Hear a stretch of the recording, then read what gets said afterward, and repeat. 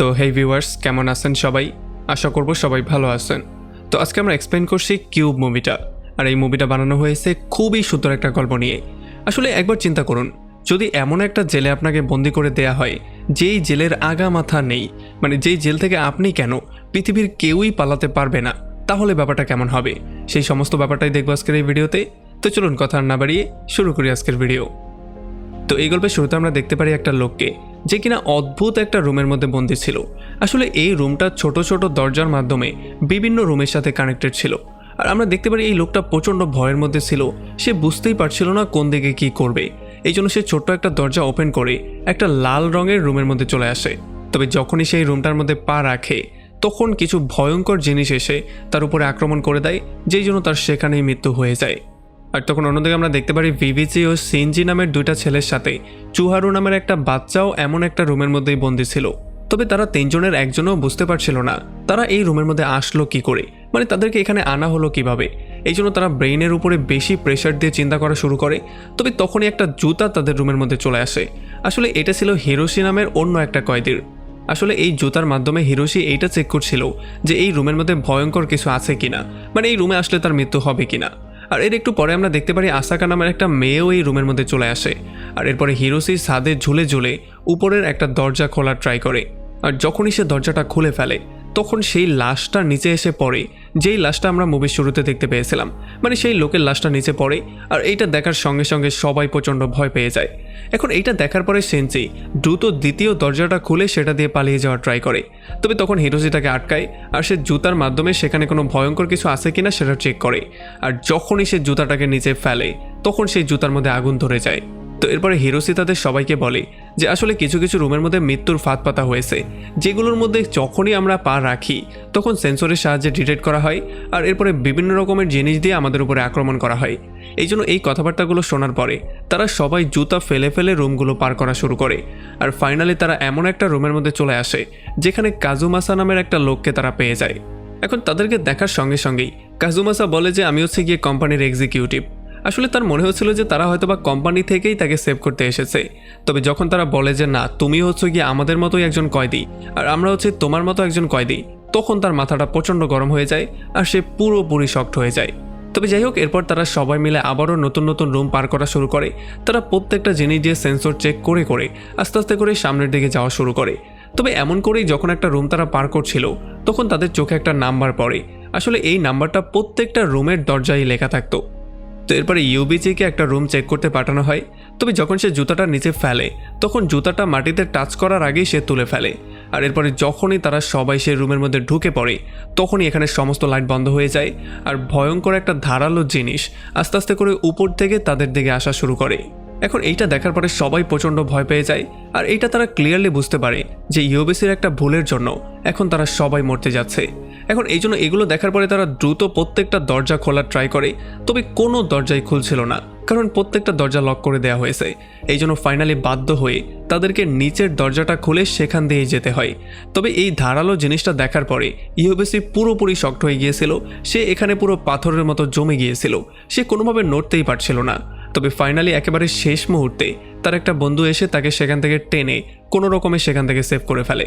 তবে যখনই তারা অন্য রুমের মধ্যে গিয়ে পৌঁছায়, তখন ইউবিসির উপরে হিরোশি প্রচণ্ড রাগ করে, কারণ তার একটা ভুলের জন্য এখন তারা সবাই মৃত্যুর মুখে গিয়েছিল। তারা একটুর জন্য বেঁচে ফিরেছে। আর তখন এদিকে আমরা দেখতে পারি চুহারও সেই নাম্বারগুলো খুব ভালো করেই মনে রাখতে পেরেছে। এই জন্য সে তার বোতামের সাহায্যে এখানে একটা ক্যালকুলেশন করা শুরু করে। আর অনেকক্ষণ ধরে ক্যালকুলেশন করার পরে ফাইনালি সে এটা বুঝতে পারে যে আসলে যেই রুমগুলোর মধ্যে ফাঁদ পাতা হয়েছে সেগুলো হচ্ছে গিয়ে প্রাইম নাম্বার। মানে এগুলো হচ্ছে গিয়ে এমন কিছু নাম্বার যেগুলো শুধুমাত্র নিজেকে দিয়েই ডিভাইড করা যায়, মানে 2, 3, 5, 7, 11, 13 এমন নাম্বারগুলো। এখন তার এই কথাটাতে বিশ্বাস করে ইউবিসি এমন একটা রুমের মধ্যে লাফ দিয়ে দেয় যেই রুমটার নাম্বার প্রাইম নাম্বার ছিল না।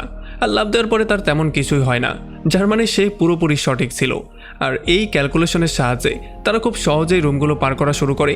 তারা খুব দ্রুত এক রুম থেকে আরেক রুমে যাওয়া শুরু করে। তবে এমন করেই পার করতে করতে দুর্ভাগ্যবশত তারা এমন একটা রুমের মধ্যে চলে আসে যেই রুমের চারপাশের দরজার মধ্যেই প্রাইম নাম্বার ছিল। মানে তাদের চারপাশেই জালওয়ালা রুম ছিল, যেটার মধ্যে যাওয়ার সঙ্গে সঙ্গেই তাদের মৃত্যু। এখন এগুলো দেখার পরে আসাকা একটু টেনশন করে তারপর তাদের ফাইনালি একটা পরামর্শ দিয়ে বলে যে আমরা যেই রুম থেকে এসেছি আমরা চাইলে সেই রুমেই ব্যাক করতে পারি। তবে যখন তারা সেই দরজা খোলার ট্রাই করে, তখন দুর্ভাগ্যবশত সেই দরজাটাও খুলছিল না, কারণ এই দরজাটাকেও পুরোপুরি লক করে দেওয়া হয়েছে। এখন এই সমস্ত ব্যাপারগুলো দেখার পরে কাজুমা প্রচণ্ড রাগ করে চুহারুর উপরে, কারণ তার জন্যই সে এখানে ফেসে গিয়েছে। আর এই জন্য সে তাকে বকাঝকা করা শুরু করে। সে তাকে বলে যে বেশি ব্রেইন খাটানোর ট্রাই করছো না, অনেক বেশি অঙ্ক পারো, আইনস্টাইন হয়ে গেছো, তোমাকে এখন আমি শেখাবো কিভাবে অঙ্ক করাতে হয়। তবে আমরা দেখতে পারি হিরোশি তাদেরকে একটু শান্ত করে ফাইনালি সবগুলো রুমের মধ্যে চেক করে সে একটা রুমের মধ্যে এমন একটা ফাঁদ পেয়ে যায় যেই ফাঁদটা শুধুমাত্র আওয়াজের মাধ্যমে অ্যাক্টিভেট হবে। এই জন্য তাদেরকে এই রুমটা পার করতে হলে একেবারে চুপচাপ সেখান থেকে পার করতে হবে। তবে যদি ছোট্ট একটু শব্দ হয় তাহলে তাদের সবার মৃত্যু হবে। এখন তারা সবাই আস্তে আস্তে করে রুমটা পার করা শুরু করে। যখন তারা অলমোস্ট পার করে ফেলছিল তখনই হঠাৎ করে তাদের একজনের জুতা হাত থেকে ছুটে যায়, আর যখনই সেটা মাটিতে পড়ে তখন এখানে সেন্সরগুলো অ্যাক্টিভ হয়ে যায় আর বড় বড় কিছু লেজার তাদের দিকে আসা শুরু করে। আসলে এই লেজারের মধ্যে কাজুমা পড়ে মরতেই যাচ্ছিল, তবে তার টিম মেম্বাররা কোনো রকমে শেষ মুহূর্তে তাকে টেনে সেখান থেকে সেভ করে ফেলে। এখন যদিও কাজুমা কোনো রকমে জীবিত তো বেঁচে গিয়েছে, তবে তার হাতের মধ্যে সে একটু আঘাত পেয়ে গিয়েছে। এই জন্য এখানে এসেই সে শিনজির উপরে চিল্লাচিল্লি করা শুরু করে যে শালা একটা জুতা পর্যন্ত ধরে রাখতে পারিস না, তাহলে তুই এখানে আসছিস কেন, তোকে এখানে আনলোটা কে? তবে তখন আমরা দেখতে পারি চুহারু তাদের সবাইকে একটা নকশার উপরে ফোকাস করতে বলে।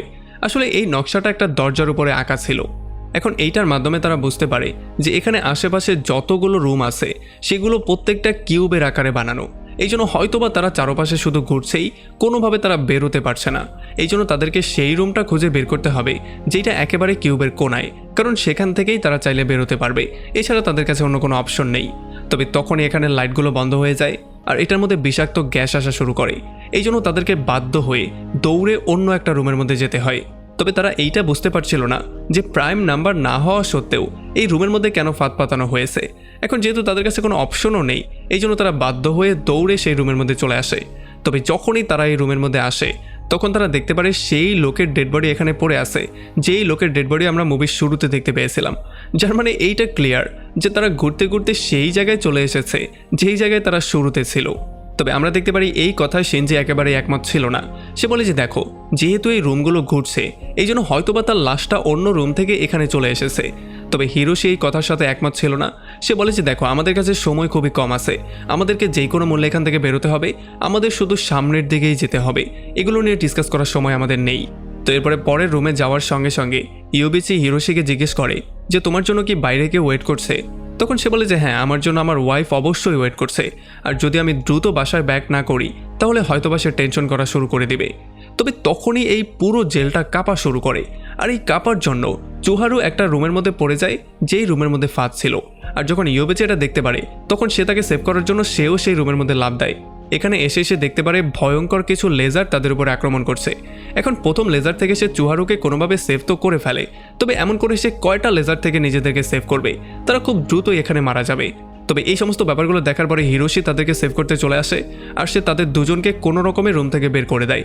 তবে এমনটা করতে গিয়ে তার উপরেই একটা লেজার এসে আক্রমণ করে দেয়, আর এই আক্রমণের জন্য সে এখানে স্পটেই মারা যায়। এখন যেহেতু তাদেরকে সেভ করতে গিয়ে হিরোশির মৃত্যু হয়েছে এই জন্য তারা সবাই প্রচণ্ড আপসেট হয়েছিল। তবে তখন ইয়োবিচি এখানে একটা ক্যালকুলেশন করা শুরু করে দেয়। সে এইটা বের করার ট্রাই করছিল যে আসলে সেই রুমের মধ্যে থাকা নাম্বারগুলোর মানেটা কি, আর খুব শীঘ্রই সেটা বেরও করে ফেলে যে আসলেই সেই রুমের নাম্বারের মানেটা কি। আসলে এই সমস্ত নাম্বারগুলো ছিল এক একটা হিন্ট, মানে এই হিন্টের সাহায্যে তারা চাইলেই এই জেল থেকে বেরোতে পারবে। আর এই নাম্বারগুলো এইটা শো করছে যে সবচেয়ে কোনার রুমটা কোনটা, মানে কোন রুম থেকে তারা বেরোতে পারবে। এই জন্য এই জিনিসটা জানার পরেই সবাই ইয়োবিচিকে ফলো করা শুরু করে আর তারা একটা রুম থেকে আরেকটা রুমে পার হওয়া শুরু হয়। তবে একটা রুমের মধ্যে আসার পরে কাজুমা ইয়োবিচিকে বলে যে আসলে এই সমস্ত কিছু হচ্ছে গিয়ে আমাদের কুকর্মের ফল। আসলে সে তার জীবনে অনেককে ধোঁকা দিয়েছে, অনেক মানুষের ক্ষতি করেছে, যেগুলোর জন্যই সে বিশ্বাস করে তাকে এই ফলটা ভোগ করতে হচ্ছে। তবে তখনই কিছু লোহার রড তাদের মাঝখানে উঠে যায় আর তাদের দুজনের মধ্যে একটা শিক বানিয়ে দেয়। এখন তারা দুইটা গ্রুপে ডিভাইড হয়ে গেছে, এক পাশে হচ্ছে কাজুমা আর সেনজি, আরেক পাশে হচ্ছে গিয়ে ইয়োবিচি, চুহারু আর আকাসা।